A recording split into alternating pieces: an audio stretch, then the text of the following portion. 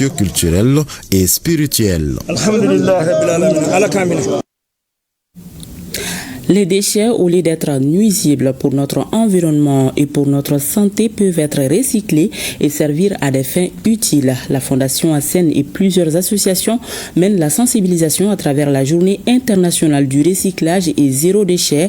L'édition 2025 a pour thème enjeux et opportunités de l'économie circulaire au Mali. L'activité bénéficie du soutien de la mairie du district de Bamako et du ministère de l'Environnement, de l'Assainissement et du Développement durable, nous dit Batraoré. La ville de Bamako produit 2000 tonnes de déchets par jour selon un responsable de la délégation spéciale de la mairie du district. Ces déchets qui dégradent l'environnement et qui sont nuisibles pour la santé peuvent servir à autre chose. Ils peuvent être recyclés et transformés pour diverses utilités.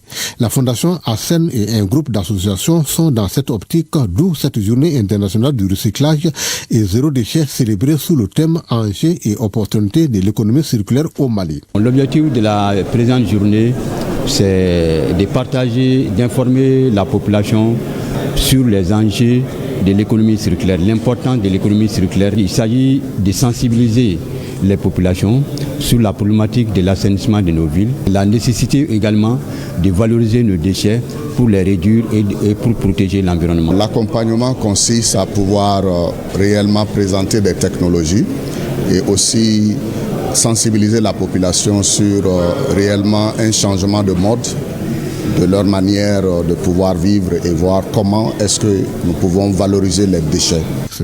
Organisée en collaboration avec la mairie du district de Bamako, la journée est parrainée par le ministère de l'Environnement, de l'Assainissement et du Développement durable. La journée zéro déchet et de recyclage vise essentiellement à minimiser la quantité de déchets à travers la ville.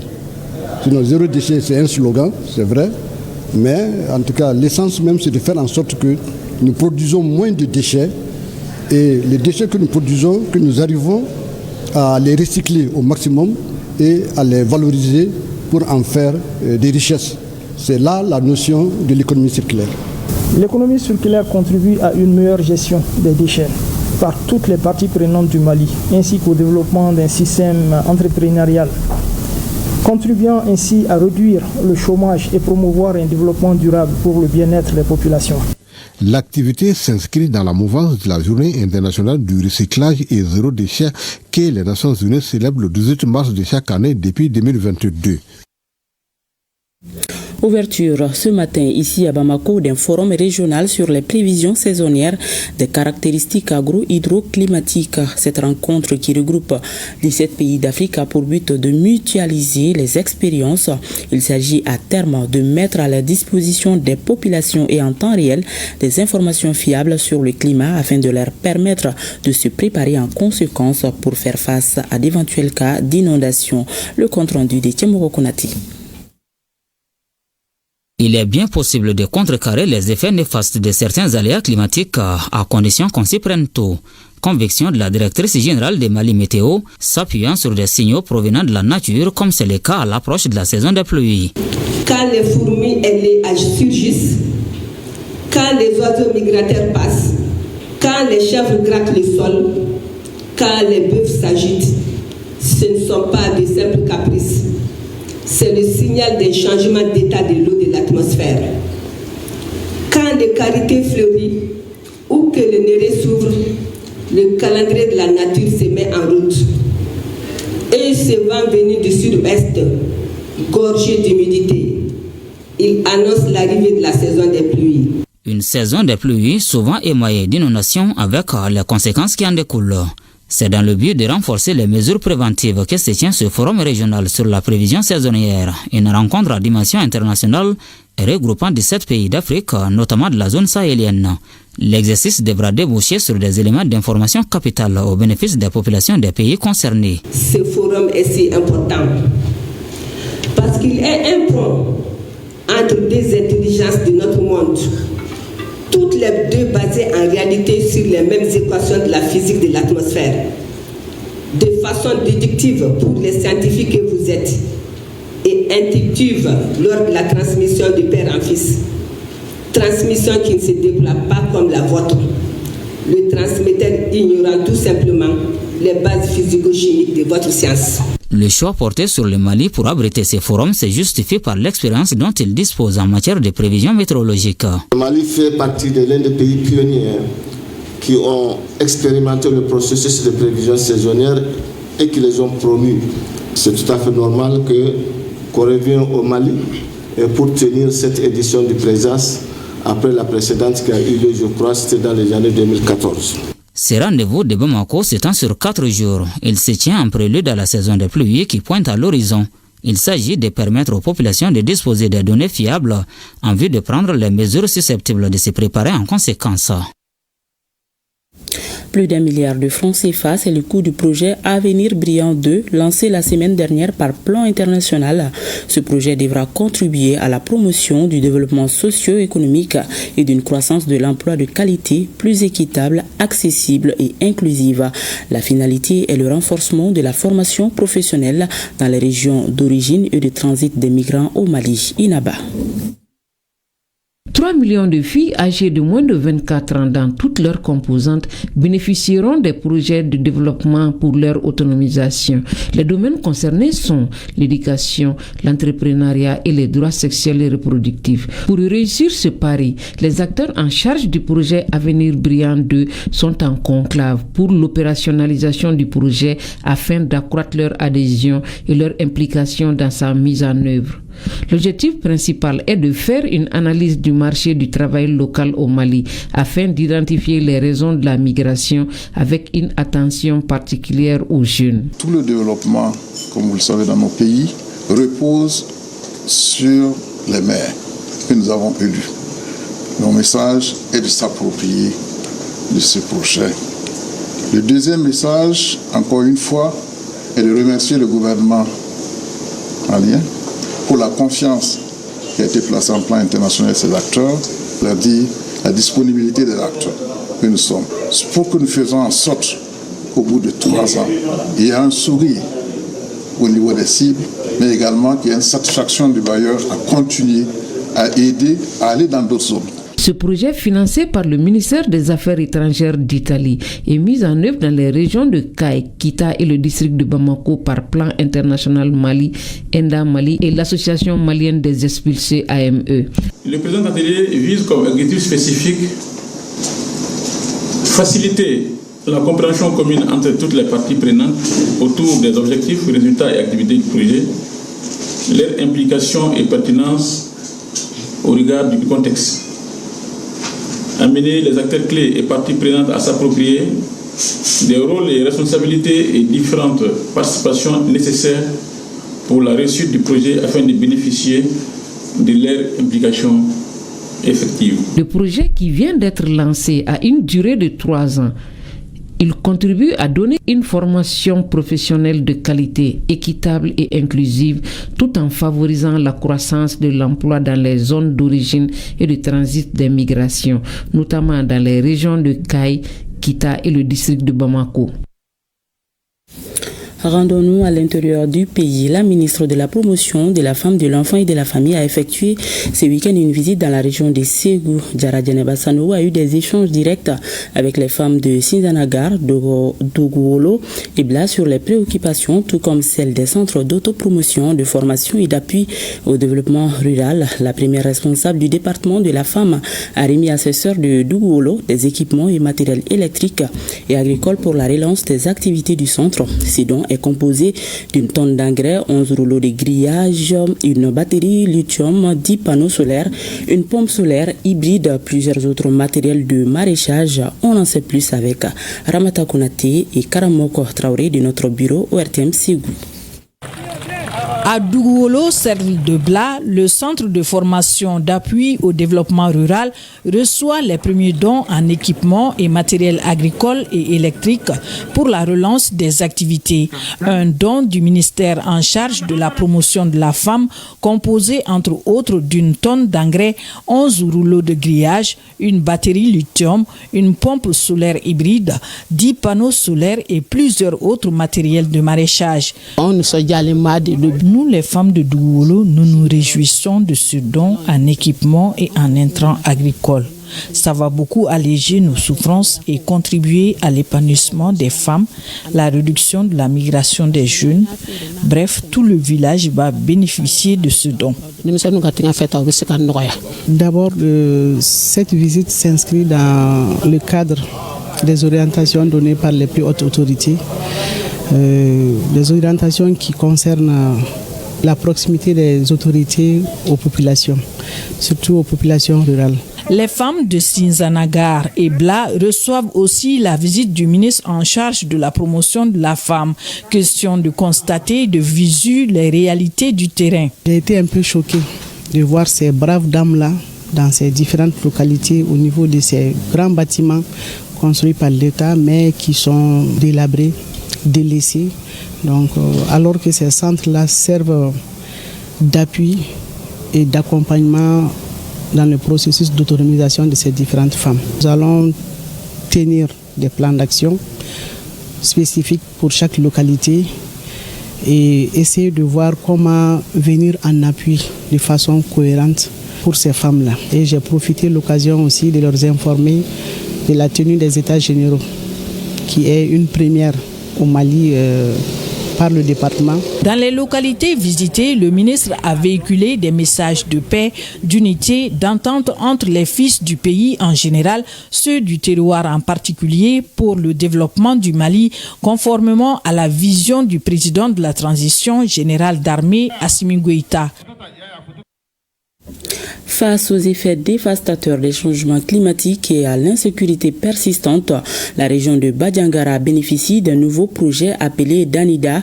Cette initiative est portée par l'ONG Yaktu à travers Plan International Mopti et ses partenaires.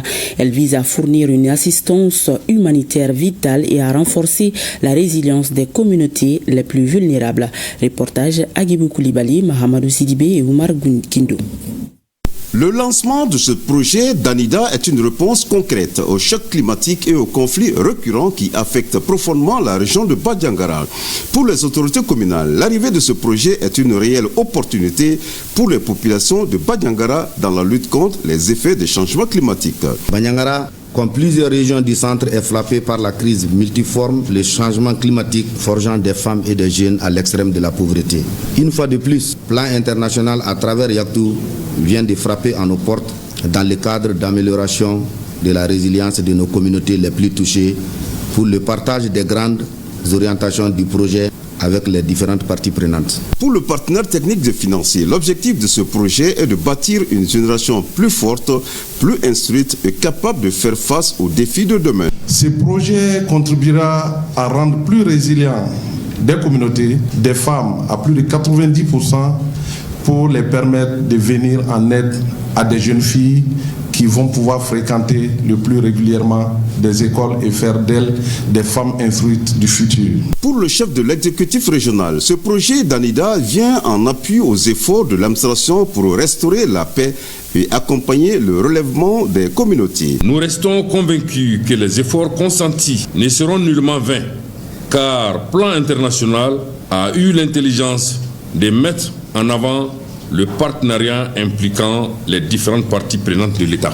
Je souhaite vivement que l'initiative préconisée par Plan International Mali soit étendue à d'autres communautés de la région de Badiangara.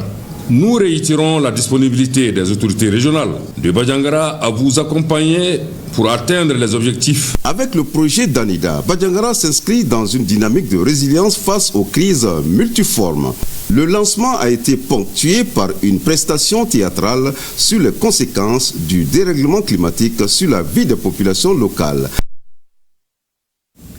Lancement du projet Accès à une éducation de qualité dans les régions de Kaï, Sikasso, Bougouni et Koutiala, communément appelé projet NORAD. Ce nouveau projet est initié par l'UNICEF pour contribuer au maintien des élèves et à leur performance à l'école. L'autonomisation et l'épanouissement des filles constituent aussi des priorités pour les responsables du projet. Les reportages de Brima Kone, Amadou Dolo et Assit Amberti.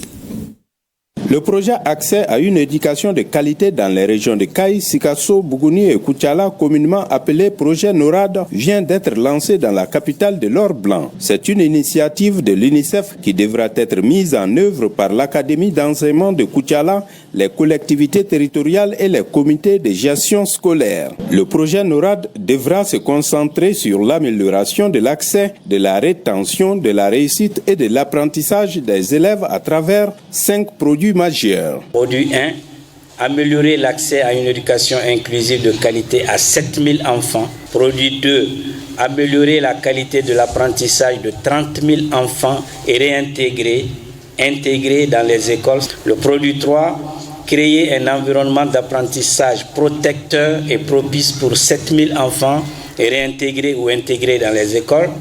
Produit 4, soutenir l'engagement de la communauté et la gouvernance des écoles. Produit 5, assurer la communication et la visibilité autour des réalisations. L'élimination des obstacles à l'éducation des filles est un pan essentiel du projet NORAD. Toutes choses qui devront créer une opportunité authentique pour l'autonomisation et l'épanouissement des filles. L'une des composantes de ce projet se concentrera sur l'amélioration de l'éducation des filles, reconnaissant le besoin critique d'intervention ciblée dans ce domaine. Pour ce faire, une collaboration étroite sera établie avec l'initiative des Nations Unies pour l'éducation des filles afin de gérer et de mettre en œuvre efficacement le projet dans les régions de Kaï et de Bougouni, Koutiala et Sikasso. Le projet NORAD couvrira dans la région de Koutiala 10 écoles du fondamental 1 dans 9 communes des caps de Koutiala, Mpesoba, Zangasso et Yorosso. Il devra durer 1 année. Nous restons dans le même registre. 50 salles de classe de la région de Kaï seront bientôt réhabilitées. Des enseignants et autres acteurs de l'école suivront une formation. Ce sont là quelques-unes des activités de la deuxième phase du projet Accès à une éducation de qualité dans la région de Kaï et Nyuro, lancé la semaine dernière à Kaï.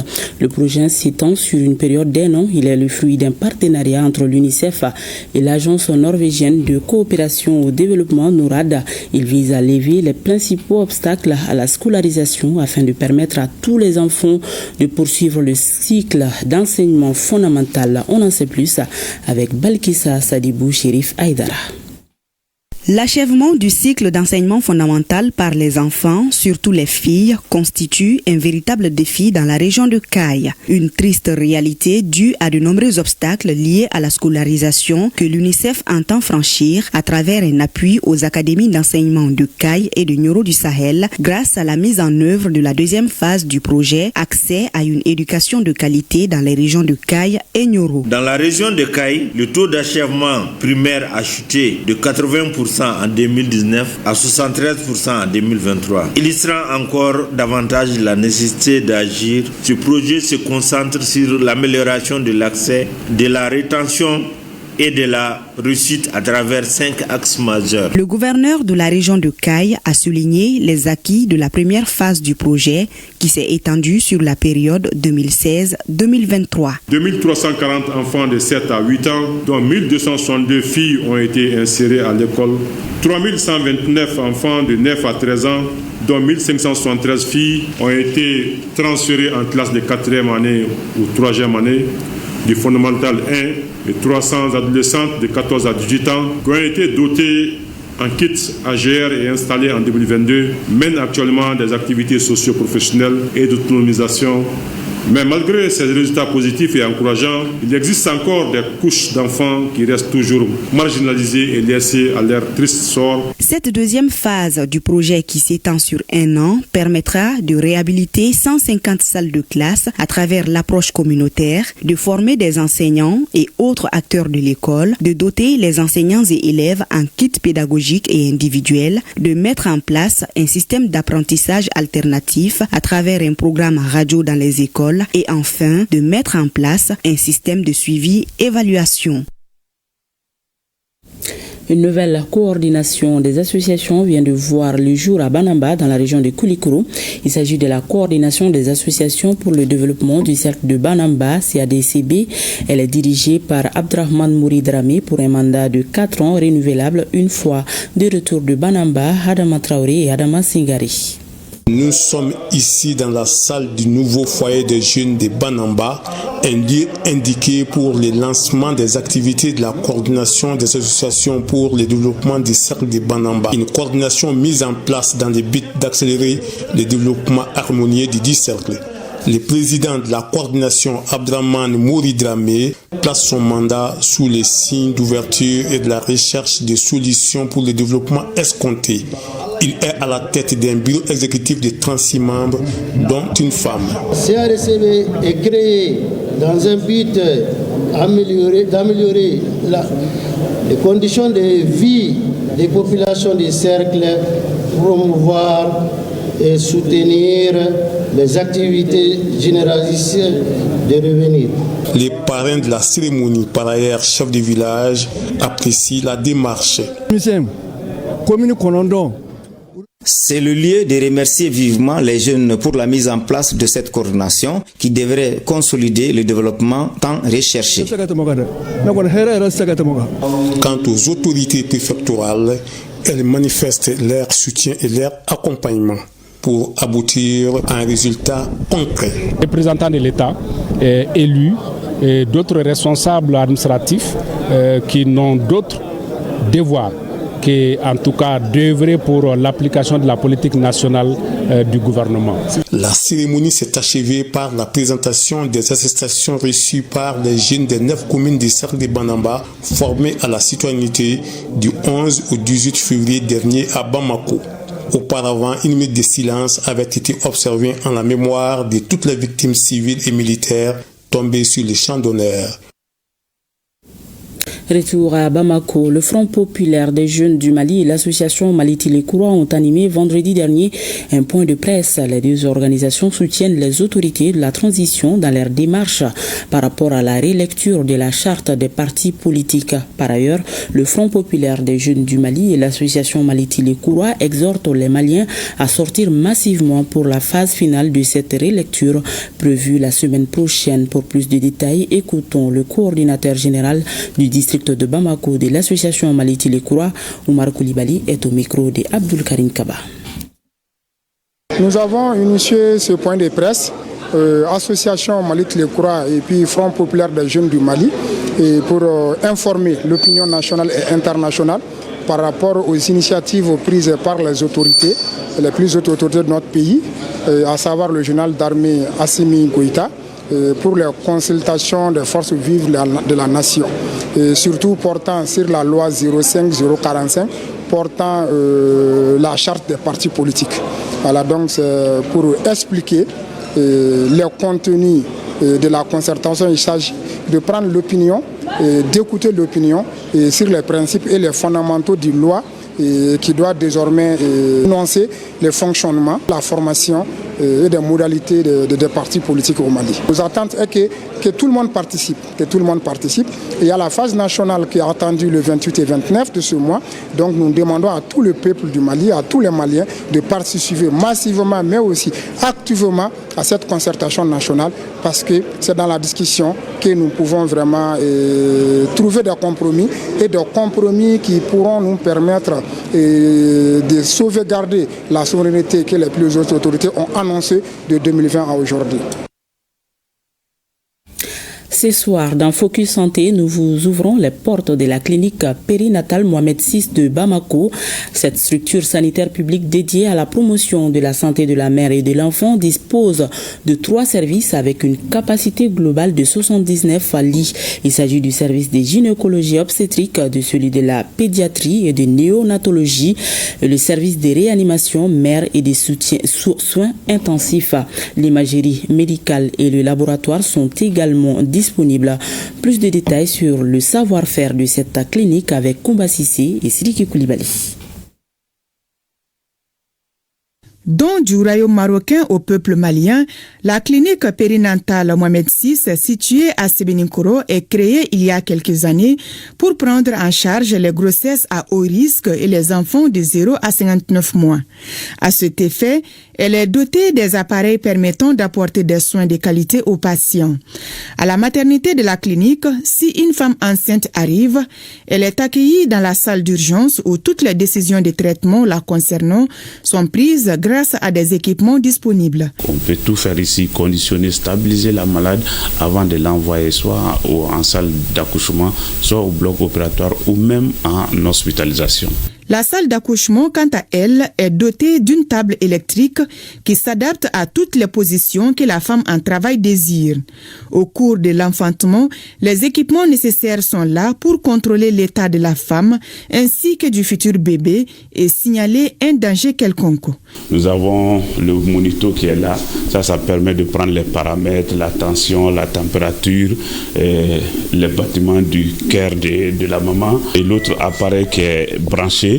Cet appareil sert à surveiller les bruits du cœur fœtal pour nous dire est-ce que cet enfant est en train de supporter le travail, est-ce qu'il y a un problème de souffrance, etc. Donc, et aussi une notion sur les contractions utérines pour voir si les contractions se passent dans les conditions normales. À la pédiatrie, précisément à la néonatologie, les prématurés sont suivis à travers des couveuses et d'autres appareils permettant de contrôler tous les paramètres des bébés. On désinfecte les nouveau-nés, on stabilise et puis on voit tous les paramètres avant de les faire rentrer en salle. Si c'est des nouveau-nés prématurés, nous allons les mettre dans la couveuse. Et en même temps, nous avons, pour faire passer l'alimentation et les médicaments, nous avons des pouces seringues électriques. Ça permet de mettre la quantité de perfusion que nous voulons faire passer en 24 heures. Et puis ça, c'est la saturation. Avec ça, ça nous permet de surveiller les nouveau-nés. En cas de problème, nous pouvons agir très rapidement. Nous disposons de l'appareil de photothérapie très performant qui permet d'éliminer l'ictère néonatal qu'on appelle jaunisse chez les nouveau-nés. Nous savons que l'ictère néonatal, ça peut monter au niveau du cerveau, détruire les cellules du cerveau et entraîner des infirmités à vie.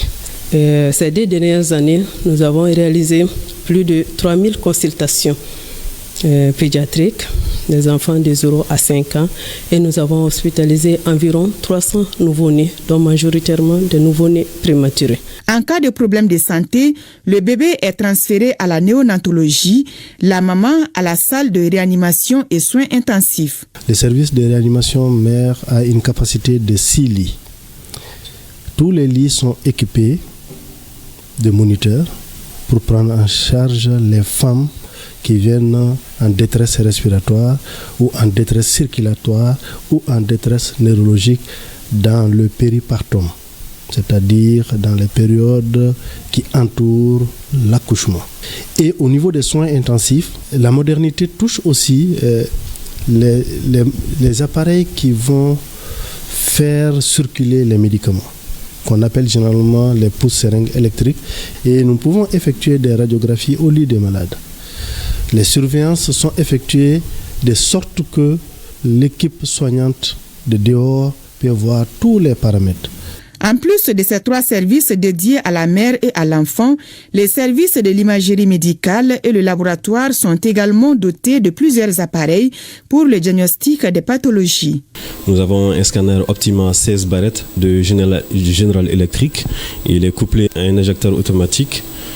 Cet appareil nous permet de réaliser tous les différents types de scanners. Nous sommes en mesure de réaliser en situation d'urgence comme dans les jours ouvrables, les examens de scanner, de radiographie ainsi que d'échographie. En plus de ça, nous avons acquis tout récemment un appareil de mammographie. Donc la particularité même du service de radiologie, c'est surtout la présence d'un système de sauvegarde des données qu'on appelle communément le PACS.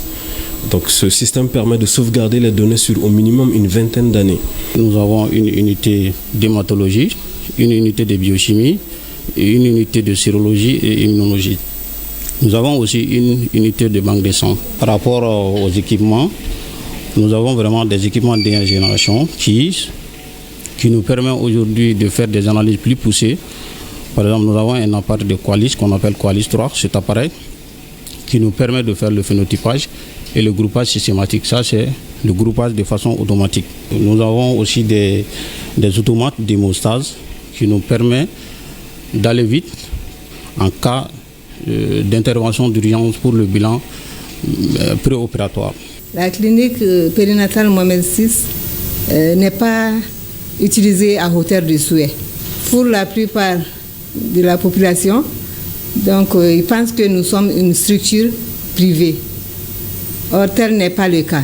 Nous sommes là au même titre que les autres structures publiques. Donc la population doit savoir cela pour pouvoir l'utiliser à bon escient. Les services de l'imagerie médicale et le laboratoire sont ouverts à tous les patients qui peuvent y faire leurs examens médicaux.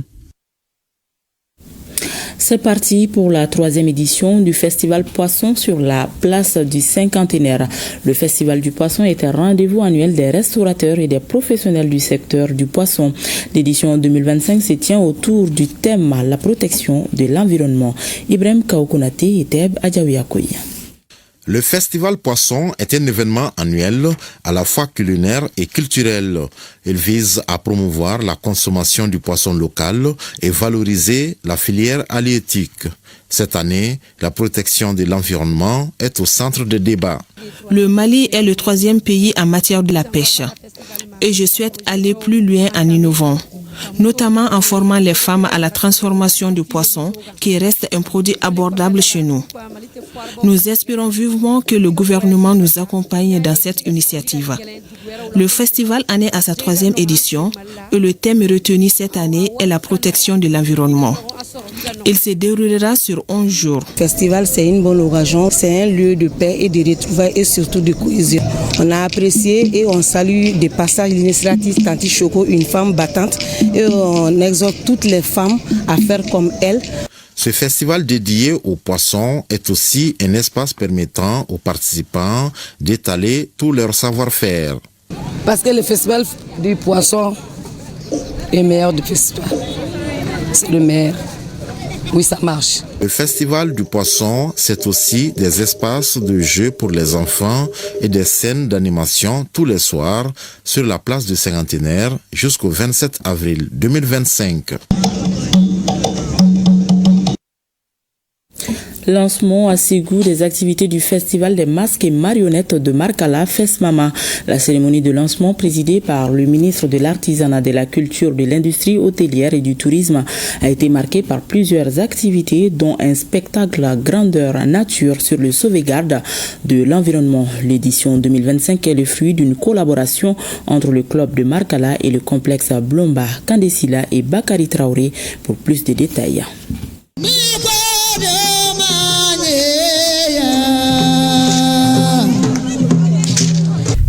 Danse de masques et marionnettes avec les tons traditionnels de Markala, vernissage et exposition course de pirogue, le ton du festival des masques et marionnettes de Markala FESMAMA est ainsi donné.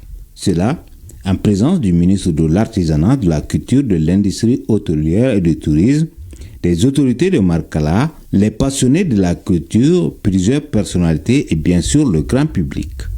L'édition 2025 est le fruit d'une collaboration entre le club de Markala et le complexe Blomba.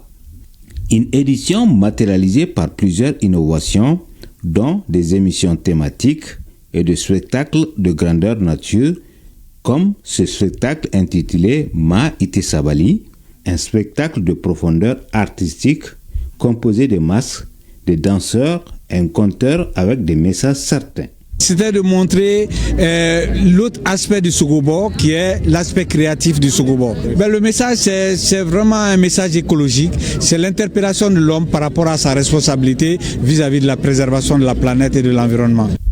C'est tout heureux que le ministre d'Affaires, lors d'un déjeuner avec les jeunes, invite la jeune génération à s'approprier de cette diversité culturelle qui constitue un atout certain pour le renouveau du Mali. Le président nous a demandé de travailler pour la revitalisation de nos territoires. Alors cette activité aujourd'hui, nous avons vu notre territoire de Markala revitalisé et revigoré à travers ce festival qui renaît de ces centres. Le Mali, notre pays, est résolument tourné vers la culture, sa culture qui est une puissance culturelle mondiale. Nous voulons voir notre pays de cette façon. D'envergure locale au départ, on peut sans nul doute affirmer qu'aujourd'hui, le FESMAMA devient de plus en plus national et même international.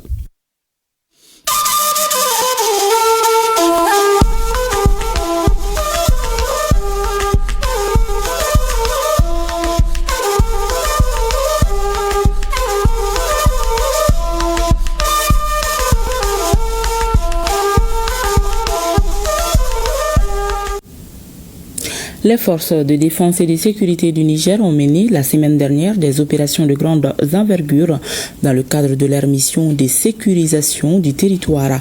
Des suspects affiliés aux groupes armés terroristes ont été interpellés, des engins explosifs détruits et des équipements de guerre saisis. C'est ce que nous dit Jocelyne Amoussou.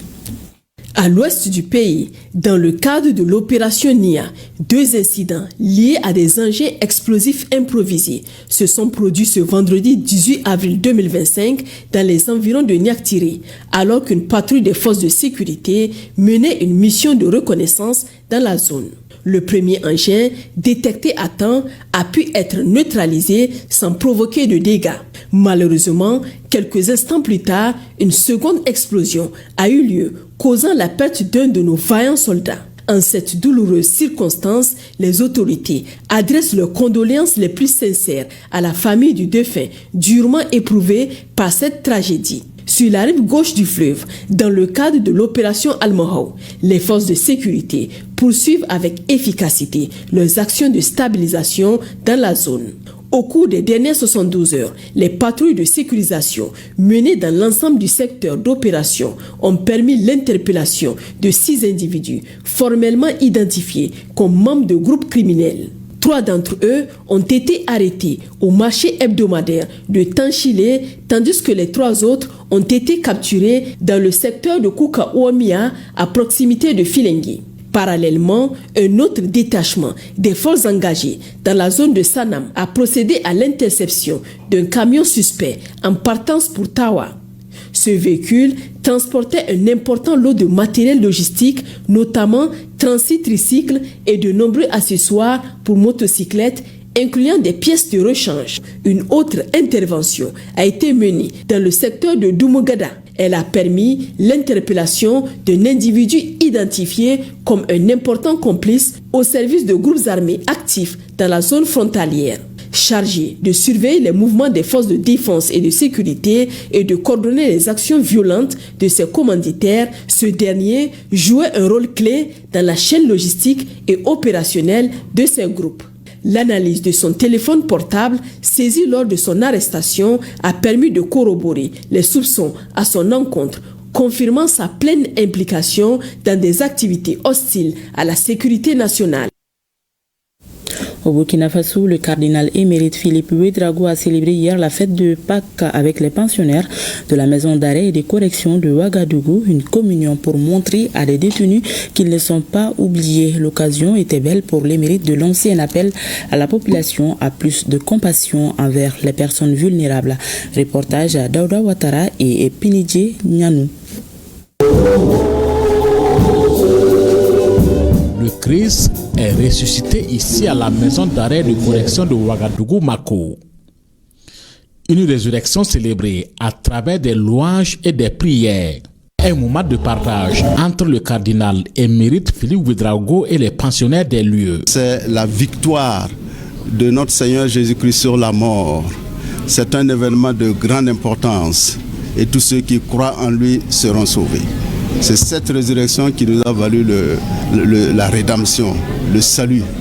Et de cela, nous rendons grâce au Seigneur. Alors, c'est la fête de toute la famille chrétienne. Nous disons bonne fête aux uns aux autres. Bonne fête à nos frères aussi et sœurs de la Mako. Au-delà de la peine privative, chaque détenu conserve tous ses droits, dont celui de fêter selon la direction générale. Cette fête pascale, avec les détenus s'inscrit en droite ligne des valeurs que prône l'administration pénitentiaire. La célébration de cette messe vient encore dire que dans nos prisons, nous vivons encore dans l'humanité. Les prisons sont plus encore humaines. Cela s'ajoute encore à l'appel du chef de l'État de faire participer les détenus au développement économique du Burkina Faso. Cette prière pascale est l'occasion pour le cardinal émérite Philippe Ouédraogo de lancer un appel à l'endroit des populations à plus de solidarité envers les détenus et les personnes vulnérables.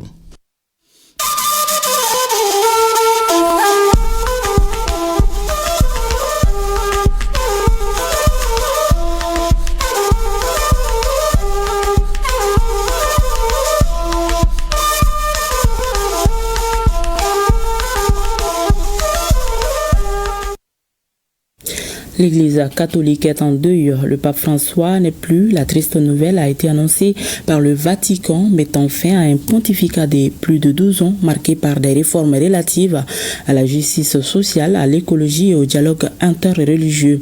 L'évêque de Rome, François, est retourné à la maison du Saint-Père ce matin à 7h35 heure locale. L'annonce a été faite avec tristesse par le cardinal Farel en ces termes. Chers frères et sœurs, c'est avec une profonde tristesse que je dois vous annoncer la mort de notre Saint-Père François. Toute sa vie a été consacrée au service du Seigneur et de son Église. Il nous a appris à vivre les valeurs de l'Évangile avec fidélité, courage et amour universel, en particulier en faveur des plus pauvres et des plus marginalisés.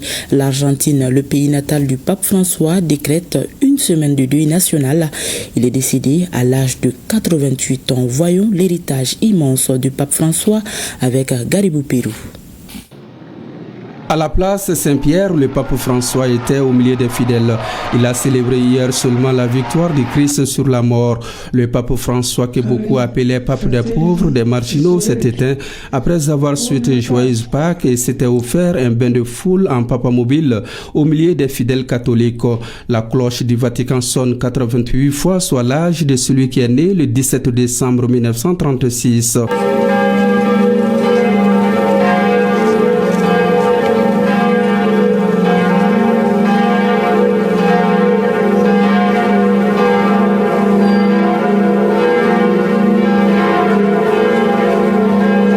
Fatigué, le pape François avait été hospitalisé depuis le 14 février 2025.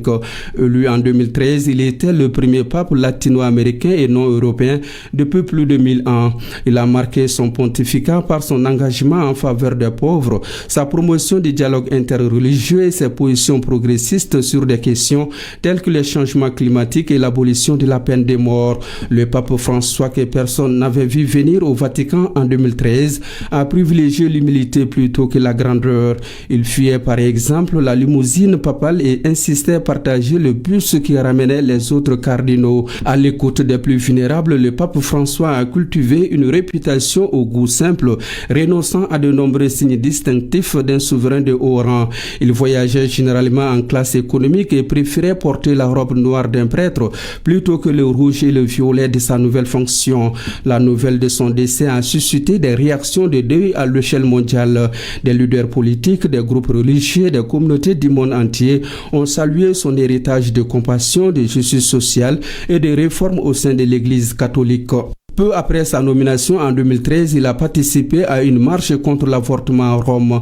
En 2015, il a déclaré lors d'une audience aux Philippines que la contraception impliquait la destruction de la famille par la privation d'enfants. En 2023, il s'est rendu en pèlerinage au Sud-Soudan, implorant les dirigeants du pays de mettre fin au conflit. La Corse a été la 47e et dernière visite du pape à l'étranger. Le corps du pape François doit être en principe mis en bière dans la soirée. Outre la théologie, le pape François a étudié la philosophie et enseigné la littérature. Il a toujours été un fan de l'équipe de football de sa ville natale. Le pape François sera enterré dans un cercueil en bois simple, en dehors du Vatican, à la basilique Sainte-Marie de Rome. C'est un souhait qu'il a exprimé en novembre 2024. Une période de deuil de quelques jours sera observée. Le conclave pour élire son successeur est prévu d'ici les semaines à venir, conformément aux règles établies par la Constitution apostolique. Les cardinaux vont se réunir pour les congrégations générales pour discuter des défis de l'Église. Les gardiens de la foi, le 266e souverain pontife, est désormais auprès du Père depuis ce lundi de Pâques et laisse près de 1,2 milliard de fidèles catholiques en mission spirituelle. Son inhumation est prévue dans les tout prochains jours. Et cette autre triste nouvelle, le ministre de l'Artisanat, de la Culture, de l'Industrie hôtelière et du Tourisme, Mahmoud Dafé, a appris avec tristesse le rappel à Dieu de celle qu'on considère comme la maman spirituelle des Touaregs. Lala Badi est décédée ce lundi 21 avril 2025 au centre hospitalier universitaire Nidir Mohamed de Tizi Ouzoud. Elle est née à Tamaracet dans le cercle de Aguelok et est considérée comme la fille d'un d'un Sahara sans frontières. Le patrimoine musical malien en général et celui des Touaregs en particulier perdent en symbole. Une virtuose du tindi, cet instrument qu'elle joue à la perfection et qui n'est chanté d'habitude que dans des cercles de nobles lors de cérémonies initiatiques sacrées, comme on peut le remarquer avec sa tenue vestimentaire, le Tisek Nest, l'habit traditionnel de la femme touareg en cette douloureuse épreuve. Le chef de département de la culture exprime sa compassion à sa famille biologique, à la famille de la culture éprouvée et au public qu'il a connu et aimé. Ainsi prend fin cette édition que nous avons eu le plaisir de vous présenter. Merci de l'avoir suivi. On se donne rendez-vous demain 20h s'il plaît à Dieu.